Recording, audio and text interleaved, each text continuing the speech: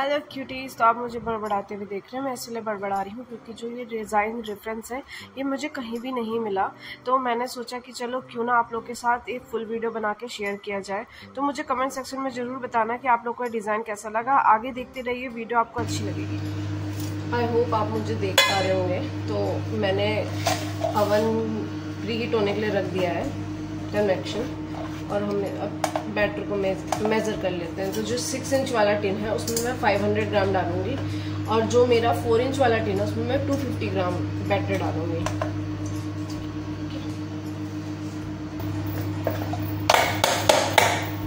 Tap कर लेंगे अच्छे से ताकि कोई भी एयर बबल हो तो वो ना रहे।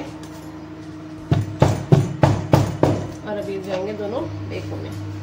तो चलिए, ये तो गए बेक होने के लिए। अब बात आती है केक स्पंजेस की। इसकी रेसिपी मैं ऑलरेडी शॉर्ट्स पे शेयर कर चुकी हूँ, आप जाके जल्दी से देख लीजिए। जो ऊपर का लेयर है स्पेसर के ऊपर वाला, वो मैं रखूँगी ब्लैक फॉरेस्ट फ्लेवर का, और नीचे का रखूँगी मैं चॉकलेट मूस का। तो ब्लैक फॉरेस्ट में जो ये सिरप है ये होममेड है, इसको अपने आप घर में बनाया गया है। तो आप मेरे शॉर्ट्स वीडियो में सेम जाके देख सकते हैं, वहाँ पे आपको मिल जाएगा। तो ये भर भर के डालेंगे हम चेरीज, जिसको हम कलौंदा भी कहते हैं। और इसको क्रम कोट करने के बाद हम 1 घंटा मैक्सिमम फ्रिज में सेट होने के लिए रख देंगे। और सेम हम करेंगे चॉकलेट मूस के साथ। उसको क्रम कोट करने के बाद हम फ्रिज में सेट करने के लिए रख देंगे। क्रम कोटिंग क्यों ज़रूरी होती है? ताकि जो क्रम्स निकलते हैं केक स्पंजेस के, वो हमारी फाइनल डेकोरेशन जो होती है आउटर लेयर उसमें ना आए, इसीलिए होते हैं। और जो आपकी व्हिप क्रीम होनी चाहिए वो बिल्कुल ही स्टिफ पेक होनी चाहिए जब आप फाइनल डेकोरेशन करते हैं। तो आगे चल के मैं आपको दिखाऊंगी कि मेरी जो क्रीम है वो कितनी ज़्यादा स्टिफ पेक है। अब क्लीनिंग कर लेंगे। क्लीनिंग बहुत ज़रूरी होती है, हाथों हाथ क्लीनिंग करते रहिए, वरना ये सारा मैस एक साथ बहुत ज़्यादा क्लमजी लगता है। इसीलिए मैं हाथों हाथ अपनी क्लीनिंग करती रहती हूँ। तो अब आती है बात बेस बोर्ड की।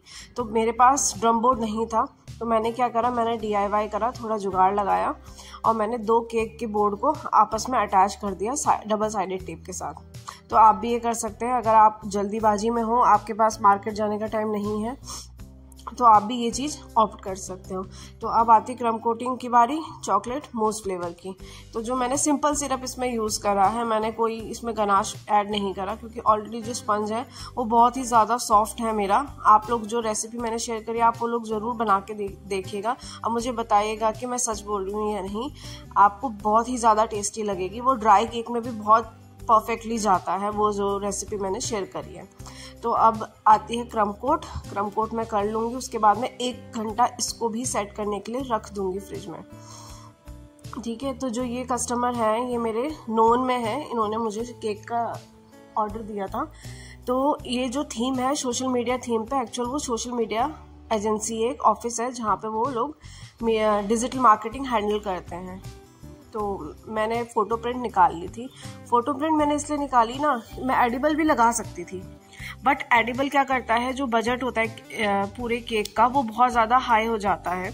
इसीलिए अब मैं हमेशा फ़ोटो प्रिंट के साथ ही जाती हूँ। मैं कभी कस्टमर को सजेस्ट नहीं करती एडिबल। अगर वो अपने मुंह से कहते हैं कि हमें एडिबल चाहिए तो ही मैं उसके लिए ऑप्ट करती हूँ, वरना मैं हमेशा फ़ोटो प्रिंट्स के साथ ही जाती हूँ। तो फोटो प्रिंट्स को जैसे मुझे चाहिए था वैसे मैंने काट लिया। अब मैं स्पेसर में इसका जो लोगो है, उन लोगों का जो लोगो है उसको मैं काट के और अटैच कर दूंगी, और उसके पीछे मैं लगाऊंगी फॉक्स बॉल्स और कुछ लाइट्स लगाऊंगी मैं, और उन लाइट को मैं डबल साइडेड टेप से अटैच कर दूंगी स्पेसर में। तो जो ये पूरा लुक है, एक्चुअल में मैं चाहती थी बहुत ही लंबा टॉल लुक आए। तो जो ऊपर का जो लेयर है उसका जो बेस बोर्ड है वो है 8 इंच का, पर जब मैं स्पेसर के ऊपर रख रही थी तो वो बहुत आउट ऑफ द स्पेस लग रहा था। तो मैंने क्या करा, मैंने 8 इंच को 6 इंच में काटा, और उसके बाद मैंने उसको केक को, ब्लैक फॉरेस्ट वाले केक को मैंने उसमें ट्रांसफ़र कर दिया। और जो फाइनल लुक आया था वो बहुत ही क्लीन और लॉन्ग लुक आया था, ऐसा लंबा लग रहा था, तो बहुत ही प्यारा लग रहा था।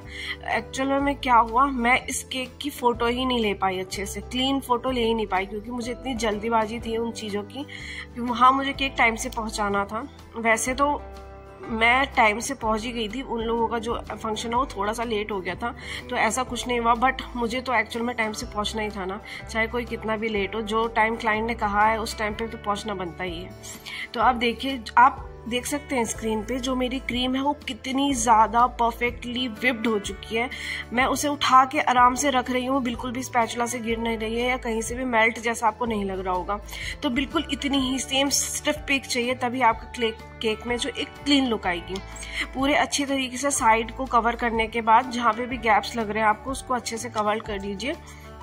और स्टील का जो स्क्रैपर होता है उससे आप करिएगा। जब भी आप कोई बड़ा प्रोफेशनल केक बना रहे हैं तो हमेशा स्टील वाला स्क्रैपर यूज करिएगा। जो नॉर्मल बेंटो केक जाते हैं वो केक जाते हैं उनमें आप जो प्लास्टिक के स्क्रैपर है वो आराम से यूज कर सकते हैं, उसमें इतनी दिक्कत नहीं देती। बट आपको बिल्कुल परफेक्ट और क्लीन लुक चाहिए तो please opt for a steel scraper. और जब एक बार आपको लग जाए कि हाँ पूरा सेट हो चुका है केक, मुझे बिल्कुल ऐसा ही चाहिए, बिल्कुल क्लीन लुक आ चुकी है, तो एक बार लास्ट में जो फ्लेक्सिबल स्क्रैपर होता है, बेंडेबल स्क्रैपर, उसे एक बार राउंड कर लीजिएगा और अच्छी क्लीन लुक आ जाएगी। और जो ऊपर का जो क्लीन लुक है ना, ये बहुत ही टाइम लगता है। जो बिगनर्स होते हैं उनको तो बहुत फ्रस्ट्रेटिंग होता है। मैं ऐसा क्यों कह रही हूँ, क्योंकि जब मैंने स्टार्टिंग करी थी अपनी बेकिंग जर्नी की तो तब मैं बिल्कुल नई थी, ना मैंने कहीं से सीखा है ना मुझे किसी ने सिखाया है। जी हाँ, मैंने कहीं भी नहीं सीखा है।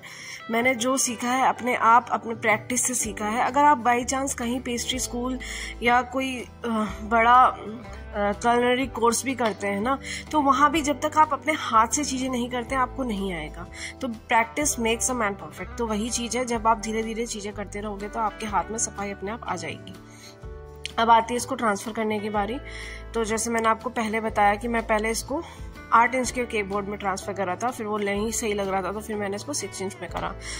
अब हम करेंगे इसकी भी फाइनल डेकोरेशन। जो फाइनल लेयर होती है डेकोरेशन से पहले वो कर लेंगे। देख लीजिए मेरी क्रीम कितनी परफेक्टली विप्ड है। मैं अभी देख रही हूँ तो मुझे लग रहा है कि हाँ, क्रीम जितनी अच्छे से विप्ड होगी आपकी केक का उतना ही क्लीन बिल्कुल साफ लुक आएगा। आपको ज़्यादा कोई मेहनत करने की ज़रूरत ही नहीं पड़ेगी। बट अगर इतनी स्टिफ पीक है आपकी तो आपको डे 1 पे ही इसकी डिलीवरी करनी पड़ेगी। जैसे आपने सुबह विप्ड करी क्रीम, डेकोरेट करा केक, 1 घंटे 2 घंटे फ्रिज को सेट करने में लग दिया, फ्रिज में सेट करने के लिए रख दिया और उसके बाद आपने डिलीवर करवा दिया। बट आप 1 नाइट पहले कर रहे हैं तो इतनी ज़्यादा स्टिफ पीक मत रखिएगा, थोड़ी सी स्मूदर कंसिस्टेंसी में रखिएगा, थोड़ी सी ही सॉफ्ट पीक रखिएगा, थोड़ी सी, बहुत ही थोड़ी सी, ज़्यादा भी नहीं कि बिल्कुल ही कम कर दिया आपने विप करना उसको, ऐसा नहीं करना है। तो क्लाइंट की ना कोई खास ऐसी डिमांड नहीं थी कि उनको ऐसा केक चाहिए वैसा केक चाहिए, तो सब कुछ मेरे पे डिपेंड करता था। तो मैंने ही इस केक का पूरा आउटकम सजेस्ट करा था उनको। सजेस्ट क्या करा था, उन्होंने बोला जैसा आपको सही लगता है आप कर लीजिए। तो आप लोग मुझे कमेंट सेक्शन में ज़रूर बताइएगा कि जो मैंने डिज़ाइन पूरा बनाया है ये कैसा लग रहा है। आई होप आप लोगों को भी किसी ना किसी को ये हेल्प ज़रूर करेगा, क्योंकि जो मैंने जब अपने केक के रेफरेंस के लिए देख रही थी तो ऐसा डिज़ाइन मुझे कहीं भी नहीं मिला, क्योंकि मुझे 2 टायर या 3 टायर में ये चीज़ बनानी थी, थोड़ा ग्रैंड लुक देना था। तो आई होप आप लोगों को ये डिज़ाइन हेल्पफुल लगेगा। तो अब मैं स्पेसर के अंदर भर रही हूँ फॉक्स बॉल्स। फॉक्स बॉल पता है केक को एक अच्छा ही, मतलब बहुत ही रॉयल लुक देती है। मैं तो हर केक में अपने फॉक्स बॉल यूज़ करती हूँ, सिर्फ बेंटो केक को छोड़ के। बाकी मेरे जितने भी केक जाते हैं मैं फॉक्स बॉल ज़रूर लगाती हूँ। ये मेरा गो टू है, मेरा गो टू रूल है कि मैं इसको यूज़ करती ही करती हूँ। तो बोल बोल के मेरा गला भी सूख गया इतना ज़्यादा। तो अब इसको स्पेसर को लगने के बाद हम इसकी फाइनल जो केक की डेकोरेशन है उसको करेंगे। तो जो मैंने ये लाइट्स लगाई हैं ये मेरे पास ऑलरेडी थी। अगर आप लोगों के पास नहीं है तो आप जो दिवाली की लाइट्स आती है ना वो भी यूज़ कर सकते हैं, बस वो बैटरी वाली होनी चाहिए। अब आई स्पेसर रखने के लिए। तो स्पेसर रखने के लिए मैंने इसके बीच में स्ट्रॉ ऐड करी है और उसके ऊपर मैंने बटर पेपर लगा दिया था कट करके। शेप जो है मेरे स्पेसर की वही लगा दी थी। थोड़ा क्लीन नहीं कट पाया बटर पेपर, बट चलो इतना दिख नहीं रहा था तो मैंने उसे जैसा है वैसे ही रहने दिया और स्पेसर रख दिया। और लाइट जला के देखूंगी एक बार कि सही से हो रहा है, क्योंकि केक के ऊपर जोर नहीं पड़ना चाहिए, इसीलिए मैं एक बार जला के देखूंगी। आप लोग भी ऐसा करके देख लीजिएगा एक बार कि केक के ऊपर फोर्स तो नहीं लग रहा है ज़्यादा जब आप कर रहे हैं। अब मैं इसे 6 इंच की उसमें शिफ्ट कर रही हूँ और उसको मैं ऊपर लगाऊंगी और इसके साइड में मैं एक पाइपिंग कर दूंगी अच्छी सी। आप कोई सा भी नोज़ल यूज़ कर सकते हैं, मैंने स्टार नोज़ल यूज़ करा था। तो आप लोगों को जो सही लगता है आप वो नोज़ल यूज़ कर सकते हैं। ये अगले दिन की सुबह है जब केक डिलीवर होना था, तो मुझे इतनी ज़्यादा जल्दी थी कि मैंने इसकी ना फ़ोटो ले पाई ना इसकी अच्छे से वीडियो बना पाई। जो फाइनल डेकोरेशन करते समय इसकी जो वीडियो है बस यही है मेरे पास, बाकी कोई वीडियो है नहीं मेरे पास। तो ये जो ऊपर 3 है ये ऑफिस के मेन लोग हैं, तो मैं आप लोगों को नाम बता देती हूँ। ये जो मैंने सबसे पहले फ़ोटो लगाई वो पूनम है, इसके बाद अर्चित आएंगे और इसके बाद रिया आएगी। तो ये तीनों वहाँ के मेन जो पीपल बोलते हैं ऑफिस के वो हैं। तो मैंने उन तीनों की फ़ोटो लगाई थी कार्टूनिश वे में, सेम नहीं है वो बट मिलजुल के जो मुझे मिला तो मैंने वो लगा दिया। आप भी ऐसा कर सकते हैं। थोड़ा सा पर्सनल टच जब आप केक को देते हैं ना तो वो बहुत ही ज़्यादा टची और मेमोरेबल हो जाता है, तो आप भी ये चीज़ ऑप्ट कर सकते हैं। अब साइड में मैंने जो भी सोशल मीडिया से रिलेटेड टैग्स थे, पेपर प्रिंट थे, वो मैंने निकाल के लगा दिए। और बीच में केक थोड़ा खाली सा लग रहा था तो मेरे पास एक लॉन्ग फोटो प्रिंट था, वो भी मैंने लगा दिया। मैंने आप लोग के साथ इन लोगों का रिव्यू भी शेयर किया है, तो आप लोग देख सकते हैं कि उन लोगों का रिव्यू बहुत अच्छा आया था। तो जब रिव्यू अच्छा आता है, कस्टमर को केक अच्छा लगता है, तो हमें भी बहुत अच्छा लगता है, हमारी मेहनत जब सफल होती है। तो जो एक पूरी रात की पूरे दिन की टेंशन रहती है वो सांस में सांस आती है। तो मैं भूल ही गई थी कि मैंने कैमरा लगाया है। मैं इतनी जल्दीबाजी में कैमरे के आगे आए जा रही थी। जब मैंने अब वॉइस ओवर दे रही हूँ तो अब देख रही हूँ कि मैं कैमरे के बीच में आ रही हूँ। चलो कोई नहीं, जो हो गया सो हो गया। अब मेटालिक फॉक्स बॉल लगा के मैं इस पूरे केक के लुक को पूरा करूँगी। और जो कुछ थोड़े बहुत स्प्रिंकल्स मैंने ऐड करे हैं, गोल्डन और वाइट कलर के स्प्रिंकल्स मैंने इसमें लगाए हैं। मेटालिक फॉक्स बॉल आप बताइए आप लोगों को कैसा लगता है लगाना। मेरी तो पर्सनल फेवरेट चीज़ है मेटालिक फॉक्स बॉल। मैं ज़रूर लगाती हूँ और मेरा केक एक अलग ही एलिवेटेड लुक दिखता है इसके बाद, मेटालिक फॉक्स बॉल लगाने के बाद। और हाँ, आपको मैं एक और सजेशन दूँ, आप क्लाइंट से, अगर क्लाइंट का बजट ज़्यादा हाई नहीं है तो आप उनसे ये चीज़ें ऐड करिए और बाद में जब उनका फिनिश हो जाए सारा प्रोग्राम जो भी है, जिस चीज़ के लिए भी केक जा रहा है, आप उनसे रिटर्न में ये मेटालिक फॉक्स बॉल मांग सकते हैं। और इन बॉल्स का ऐड मत कर लिए, बस आप अपनी डेकोरेशन जो कर रहे हैं, जो उन्होंने मांगी है, उस चीज़ का आप चार्ज दे सकते हैं कि हम आपको कस्टमाइज दे रहे हैं, ये आपका इतना डेकोरेशन का बनता है और जो आपकी मेटालिक फॉक्स बॉल आप मुझे रिटर्न कर सकते हैं। और स्पेसर का भी आप ऐसे ही है, आप 100-200 के बीच में आप स्पेसर की चार्ज ले सकते हैं और स्पेसर वापस मांग सकते हैं। तो ऐसे में उन लोगों की जो प्रोग्राम होता है, जो भी ओकेजन होता है, वो ग्रैंड हो जाता है और आप लोगों को भी अच्छा लगता है कि हाँ, हम एक अच्छा सा क्लीन, बहुत ही प्यारा सा केक दे पाए। तो आई होप आपको वीडियो अच्छी लगेगी। Please do like, share and subscribe my channel.